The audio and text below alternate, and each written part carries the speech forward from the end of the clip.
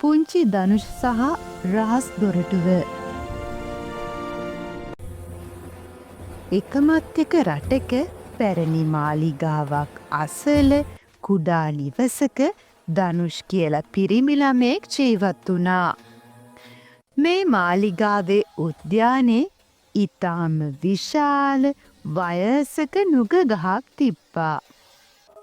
ඒ නුග ගහේ මුල් අතර පුංචිම පුංචි දොරක් තියෙනවා ධනුෂ් දවසක් දැක්කා. ඒ දොරේ යතුර තිබ්බේ නැහැ. හැබැයි ඒ දොර උඩ මෙහෙම ලියලා තිබ්බා. මට යතුරක් අවශ්‍ය නැත. මාව ඇරීමට නම් ඔබ ලෝකේ ලස්සනම හඬ ඇසිය යුතුයි. ඉතින් ධනුෂ් හිතුවා ලස්සනම හඬ මොකක්ද කියලා. එයා මුලින්ම ගෙනාවේ බෙරයක්. එයා බෙරය ගැහුවා. ඒත් දොර ඇරුනේ නැහැ. ඊළඟට එයා නලාවකුත් පිම්බා. එතකොටත් දොර ඇරුනේ නැහැ. දවස් කීපයක් යනකොට ධනුෂ්ට හරිම කනගාටුවක් ඇති වුණා. එයා නුග ගහ මුල වාඩි වෙලා කල්පනා කර කර හිටියා. එතකොට එතනට පුංචි ලේන් පැටියෙක් ආවා. ලේන් පැටියා ගොඩක් බය වෙලා හිටියේ. මොකද එයාගේ කකුල තුවාල වෙලයි තිබ්බේ. ධනුෂ් ඉක්මනට ලේන් පැටියව අතට අරගෙන තුවාලය පිරිසිදු කරලා බෙහෙත් දැම්මා.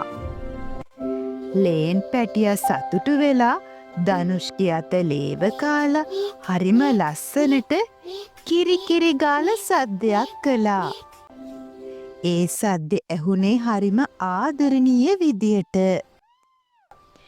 එක පාරටම චකස් ගාලා පුංචි දොර ඇරුණා. දොර ඇතුලේ තිබුණේ පුදුම ලෝකයක්. ඒකේ ගස්වල පළතුරු වෙනුවට තිබුණේ රස කැවිලි. මල් වලින් ගලා ආවේ සුවඳ විලවුන්. එහෙ හිටිය පුංචි සුරංගනාවියක් මතුවෙලා මෙහෙම කිව්වා. ධනුෂ්, ලෝකයේ ලස්සනම හඬ සංගීත භාණ්ඩයක හඬ නෙවෙයි. ඒ තමයි උදව්වක් ලබපු කෙනෙකුගේ හදවතින් එන සතුටු හඬ. ඔයා ලේන් පැටියට උදව් කරපු නිසා ඔයාට මේ මැජික් ලෝකයට එන්න අවස්ථාව ලැබුණා. ධනුෂ් එදා ඉඳන් මැජික් ලෝකයේ මිතුරෙක් වුණා. එයා තේරුම් ගත්තා සැබෑ මැජික් එක තියෙන්නේ කරුණාව තුල කියලා. ඉතින් චූටි දුවේ පුතේ, මේ කතාවෙන් අපිට ගන්න පුළුවන් පාඩම තමයි අනුන්ට කරන උදව්වකින් සහ කරුණාවන්ත ක්‍රියාවකින් ලැබෙන සතුට ලෝකේ ඕනෙම සංගීතයකට වඩා සුන්දරයි කියන එක. ඒක ජීවිතේ ඕනෙම වසා ඇති දොරක් විවෘත කරන්න සමත් වෙනවා.